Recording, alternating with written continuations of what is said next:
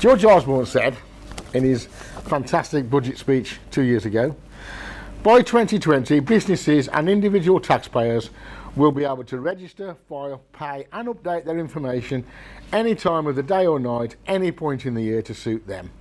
For the vast majority, there will be no need to fill in an annual tax return.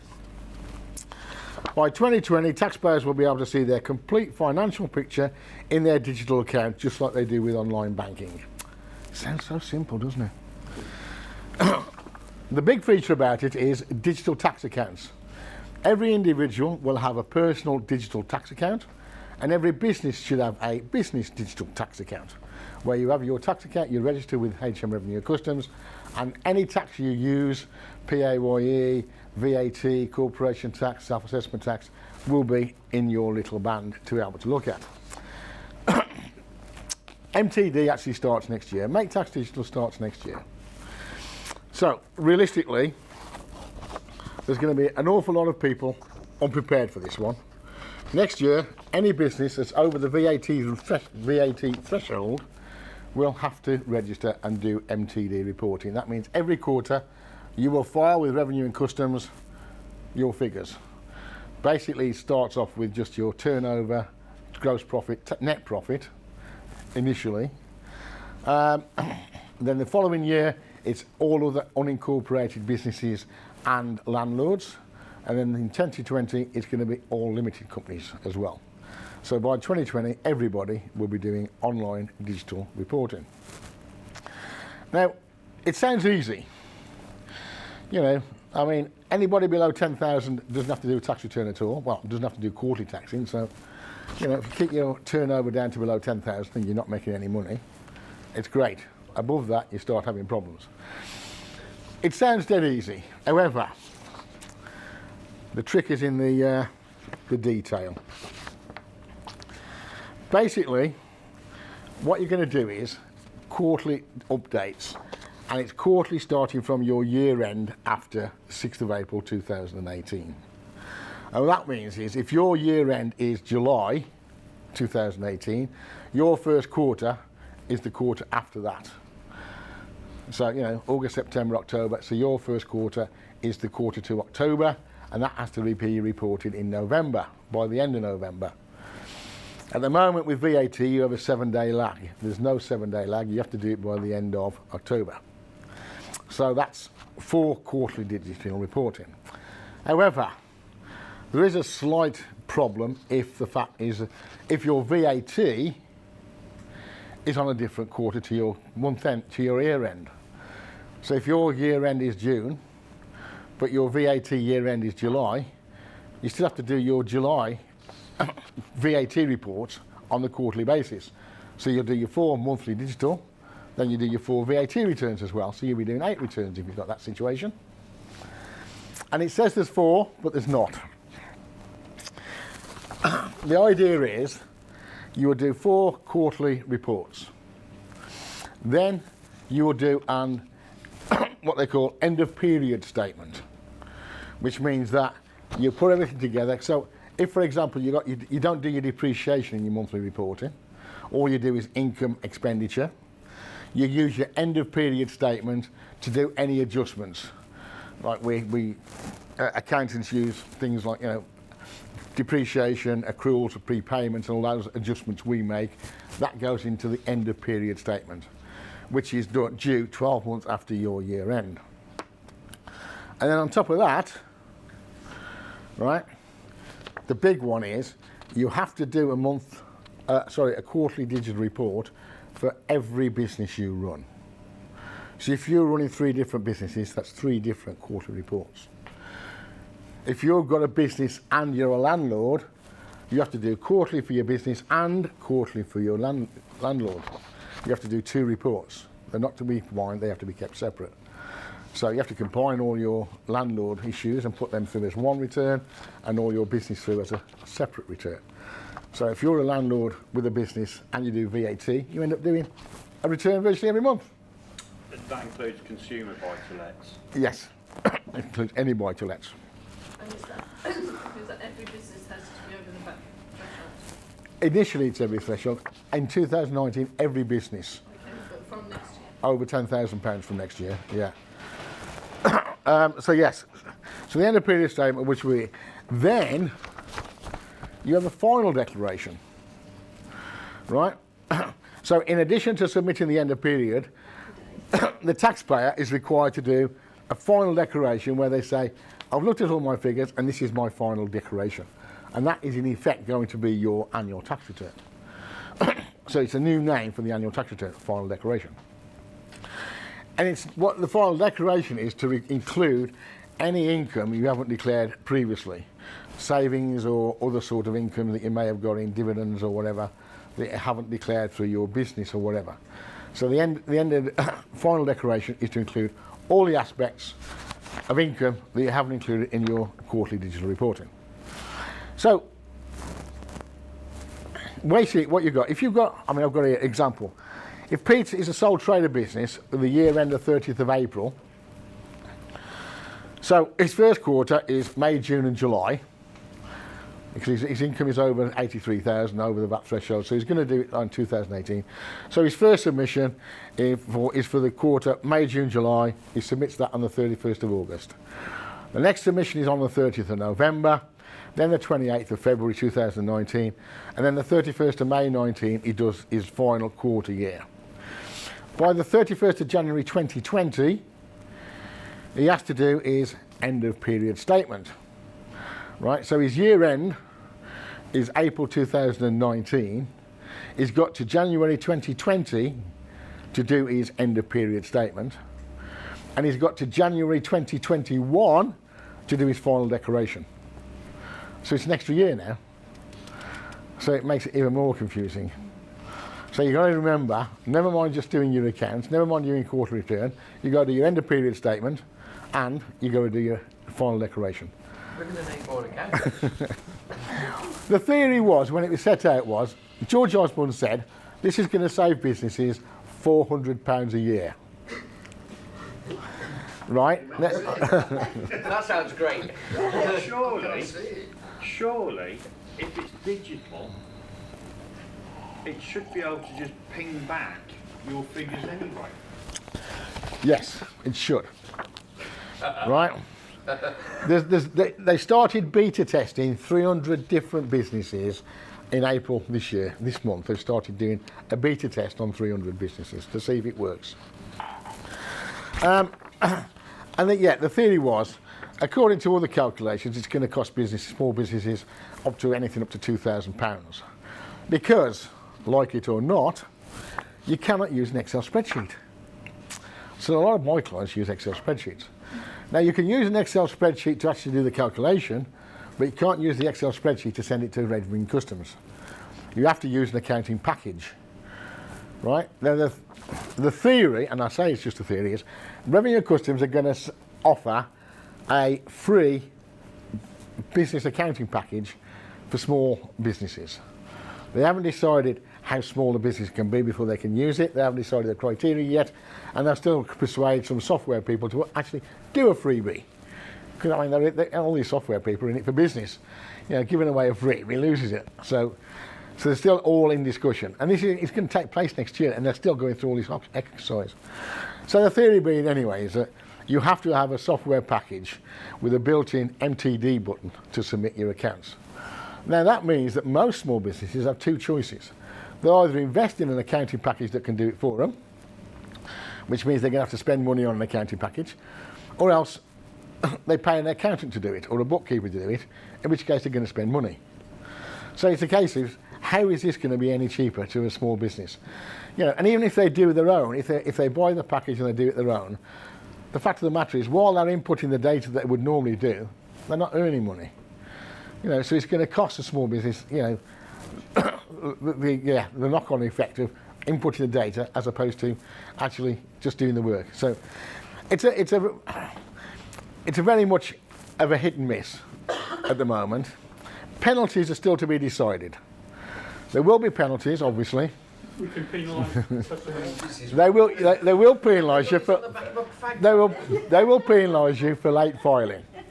That's the right? one thing you can be sure of. Yeah, one thing you can be sure. Yeah. What they're looking at the moment, they've got three options at the moment, and one of the options is they're going to give you points. So if you file late once, that's 1 point. Yeah. Penalties. If you file late once, that's 1 point. If you file late twice, that's 2 points. And they reckon it's going to be about £100 to £200 per point. So if over a period you file late 5 times, it can cost you up to £1,000. Right? So every time you're late, you get an extra point, and therefore it takes you about 12 months to wind it all over. But the thing is, when you think about it, I mean, I have clients who come to me at the end of the year, January, right, tax returns. They come to me in November, December with the whole year's bags. I've got to educate these people into doing it quarterly in advance. Right? Because if their year end was 31st of March, they've got till the end of January the following year to give me the box.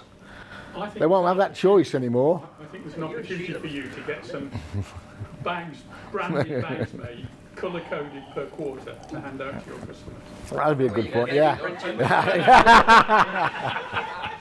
I'm going to print a language. Yeah. Yeah. So this is Make Tax Digital. Yeah. It's supposedly make it easy.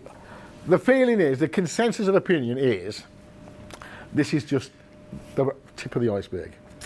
Once they've got every business doing quarterly reporting, then they will then ask for quarterly tax payments.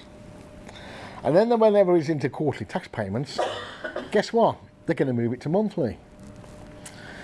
And therefore, anybody who's got their own small business, self-employed, small business, whatever, will be in exactly the same position as anybody who is employed. You will be paying your tax monthly. And therefore, their taxman will get their money. The whole idea is, rather than get an influx of cash in January when everybody pays off, they want to get it in over the year, so they don't have this big rush. You know, it's one of their ways of getting rid of this, reducing the tax deficit. Because, you know, they have all this money in January, by July they've spent it, and then they borrow money for the rest of the year, and they figure if they get money in through the year, it might make it easier to handle. More money. It's still the same. It's precisely.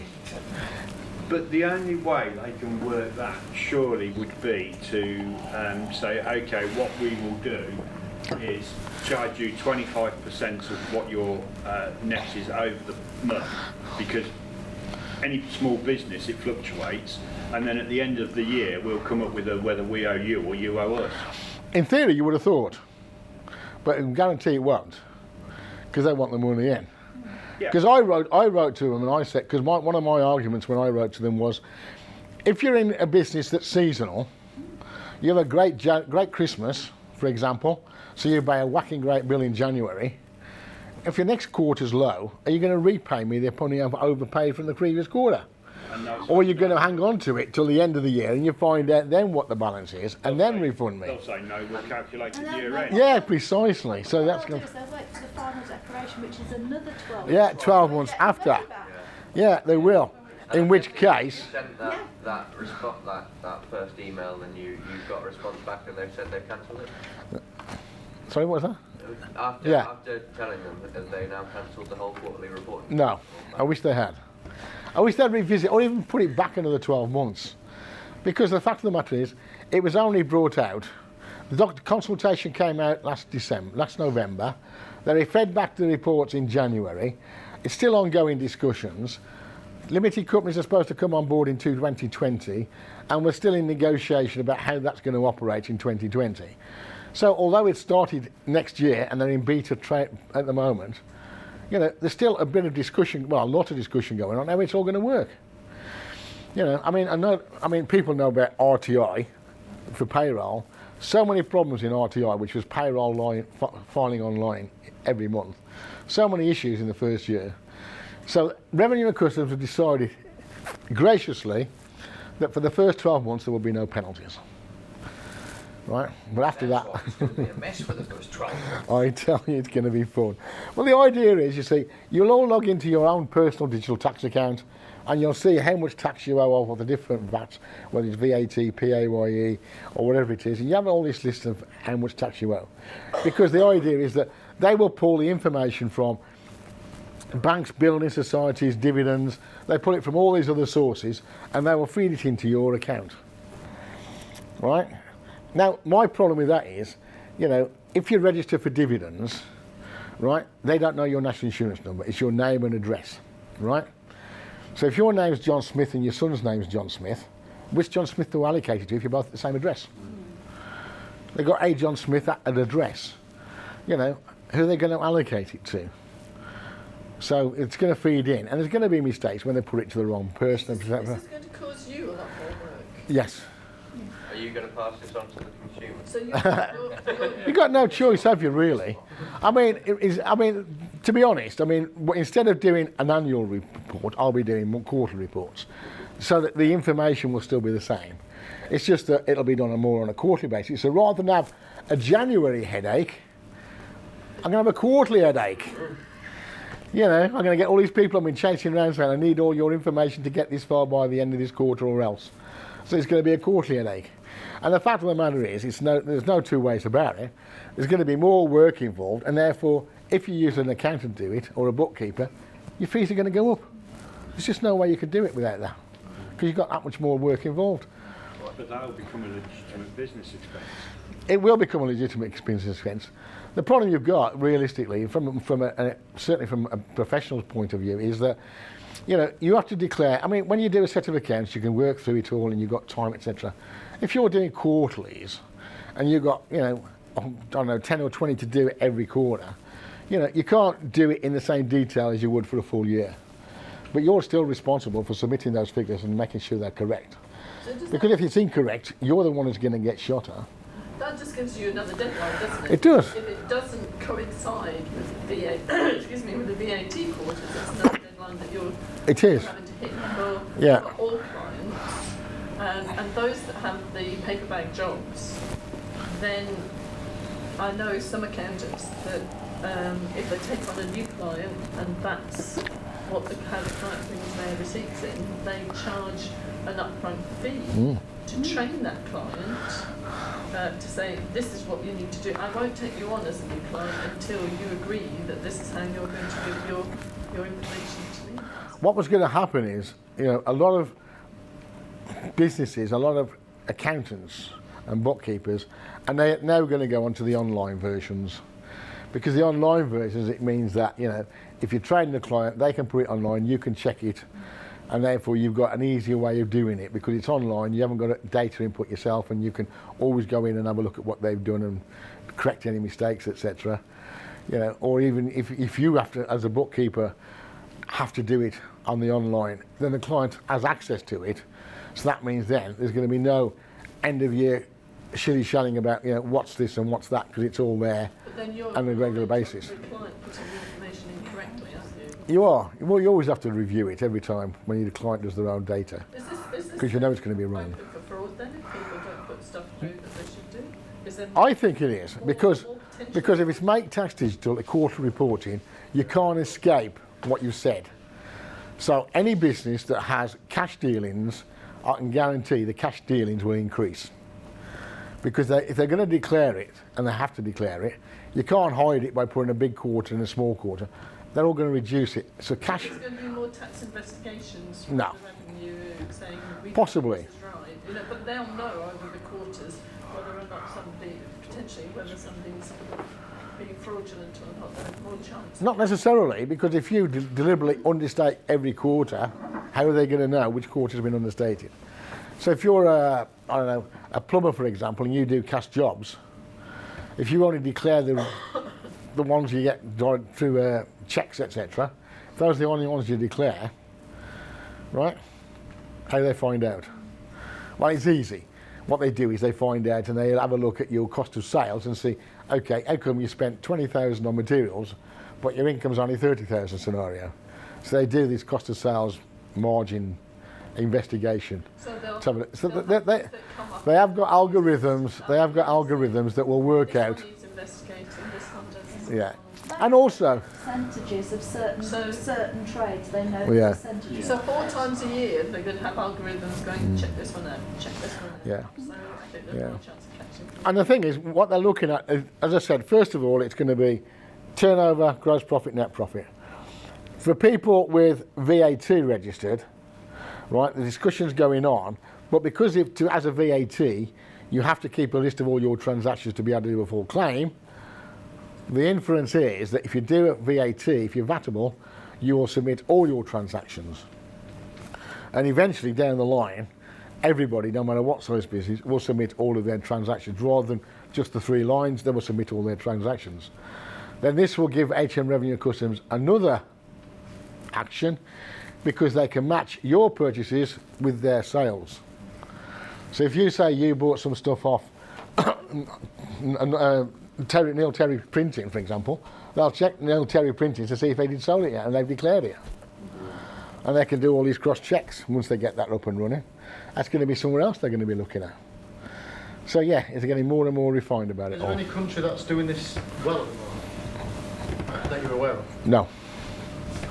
Every country is going more and more digital. Is there any country that's But right at the forefront? no country has gone as far as we're going. Really? Yeah. As far as we're going badly. But no country has gone in the case that every business will be doing online digital filing. But you don't run a business like this. You don't run, you know, you go, right. You run a business for you purposes, not revenue and customs benefit. And that's the big issue.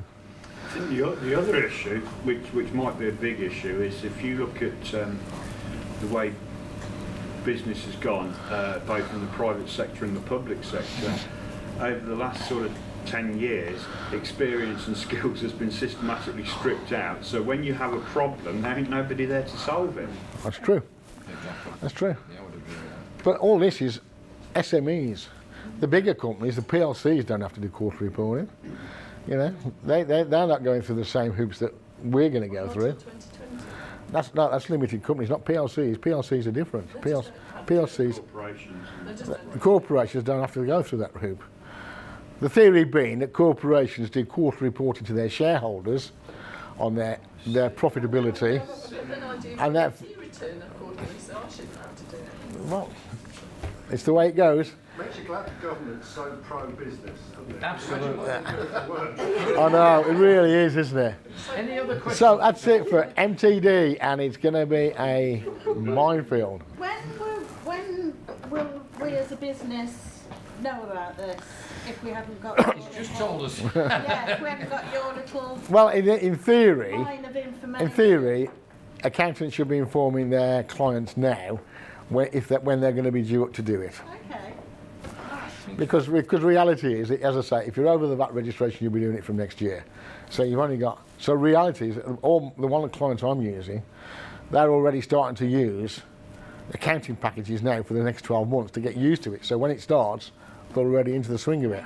So there's going to be a big growth in accounting packages for everybody. Yes, right. Yeah. Which is It's what. basically a route from Which is why accountants, QuickBooks- bookkeepers and accounting packages, Sage, QuickBooks.